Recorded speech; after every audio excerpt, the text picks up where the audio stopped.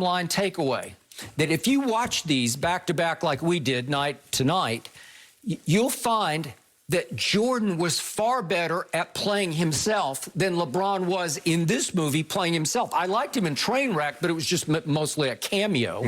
But in this case, Michael Jordan comes off as completely comfortable playing Michael Jordan. He's cooler, he's funnier, he's completely in control. He's clearly the centerpiece of the movie as the superstar of the movie. Yeah, but Skip, in the movie, in the original, it's about Michael Jordan leaving the game, coming back and showing that he's better than Larry, showing that he's better than Patrick Ewing. That's what he showed. Well, okay, what was the message? Okay, let me ask you a question. Okay. What was the message in the original Space Jam? Let me finish my point. So then we have LeBron trying to act in this movie, and he kept coming across as trying so hard to, look, everybody, I'm acting. I'm going to try to act. I'm doing this. And he came off like a first-timer in a high school play because they're asking him to do things that he's not capable of. Because the bizarre plot line that you point up is LeBron was actually the villain for much of this movie. Yes. Because he was the overbearing dad who said, I got one son who's going to be great, and I got a second son who wants to create video games? Right. Are you kidding me? Right. Come on, snap out of it. Right. And all of a sudden, his son turns so against him that his son joins forces with Algie Rhythm, the villain of the movie, Right. and they create the super team that LeBron has to battle with the Toon Squad, Right. okay?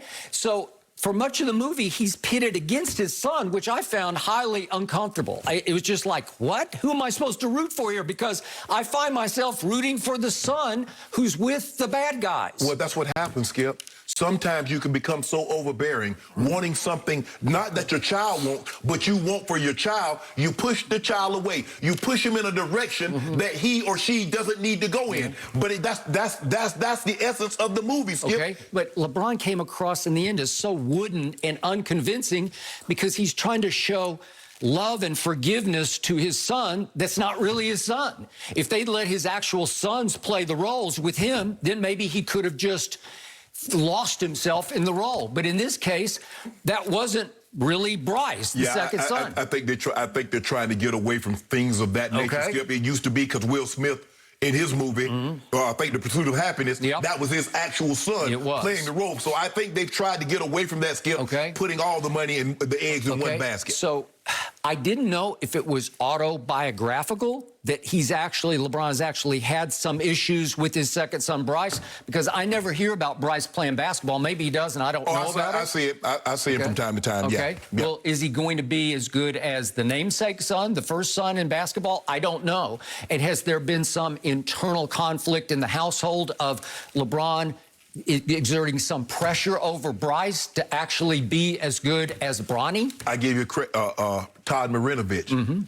That's the telltale story. I got it. He didn't want, his dad pushed him so hard, he pushed him in a direction that he didn't need to go. And he turned to substances that he didn't need to turn to. He rebelled, So what happens is LeBron is trying to, as a family... Although, by the way, Todd Marinovich, he achieved a high level because he was a high pick for the Raiders and started games for the Raiders. Had a couple of 300-yard games. He did. But Skip, what LeBron is doing in this family movie, this is about family look. Fathers and sons, mothers, daughters. Let your child choose the path. I got it. No, that they want to go. Because a lot of times, Skip, we want to, especially, now LeBron is a very different animal here. A lot of times parents tried to choose a path that they couldn't go down. So they want to live their life through their kids. I was very fortunate. I didn't have to live my life through my kids, so I allowed my kids to be themselves. So Key didn't want to play football. He didn't want to play basketball. He didn't want to do sports. That was fine with me. What's going to make you happy, son? So LeBron had to learn the hard way. What was going to make Dom happy wasn't playing basketball. It was gaming. And it wasn't until he lost him that he realized, you know what? I would rather have my son than lose him because I want him to do something that he doesn't want to do. Okay, but I thought LeBron was like Father of the Year. So I'm trying to get comfortable with, wait a second, the Father of the Year is actually the Great Santini. Do you know that movie, The Great Santini? I don't. Well, he's the all-time ultimate cliche demanding dad, like to a fault. Right. And I just didn't want to see LeBron be the great Santini, be the overbearing, demanding dad to a fault, where he lost his son for a while to the dark side, right? Yeah. And then they finally sort of hug and kiss and make up and all that. And again, it's kind of shaky at the end because LeBron, he's not capable of pulling that off. I wasn't convinced by it in the end that that's what melted the forces of evil. You know, let's not get carried away now. LeBron is human.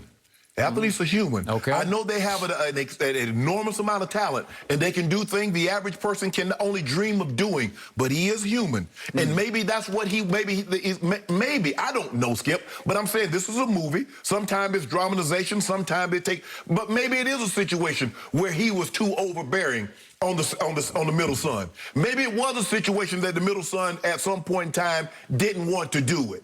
And LeBron, maybe that is the case, but I overall took that as a family movie. Family, hear your kids out.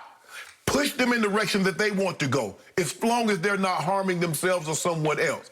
And that's what I took from that movie. LeBron missed a shot, but as the coach told him, LeBron, you can go places with this game. You just need to take it serious. Okay, LeBron took it serious. A lot of times what we have to understand, Skip, is that they might not take it as serious as us in the beginning. See, key wasn't, for me, Skip, I couldn't wait to play a game and call my brother and tell him what I did, be it high school, college, or in the NFL.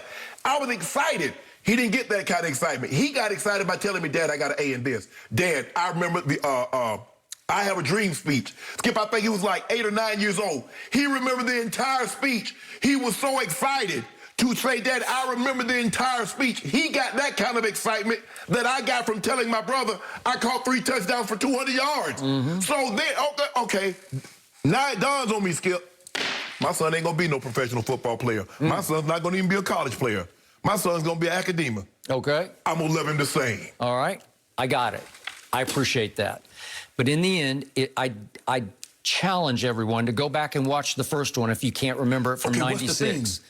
Okay, the theme is that you have real NBA players, starting with Barkley and Patrick Ewing, Muggsy Bogues, we can go on. And what become the Monstars decide that they need to actually steal their talent. And you can see them actually playing in NBA games, and their talents get sapped, zapped out of them. And all of a sudden, it's funny because it's very inspired and clever to watch Charles Barkley just be some guy trying to walk through an NBA game and he can't even catch the basketball. That's clever to me. And then those Monstars go on to be challenged by Michael Jordan, who gets sucked down a golf hole, and he's playing golf against Larry Bird and Bill Murray, who at that point was still pretty famous from his Caddyshack scenes. And so they're all hitting shots to a par 3, and the Toon Squad is underneath the green and tilts the green so that Michael's ball goes in the hole on one shot, a hole in one. And as he reaches into the cup to pull his ball out, he gets pulled down through the, so to speak, black hole down into Toonville to save the Toon Squad. But at the end of the day, what this is about? This is about Michael Jordan being so great that he can say this was about him.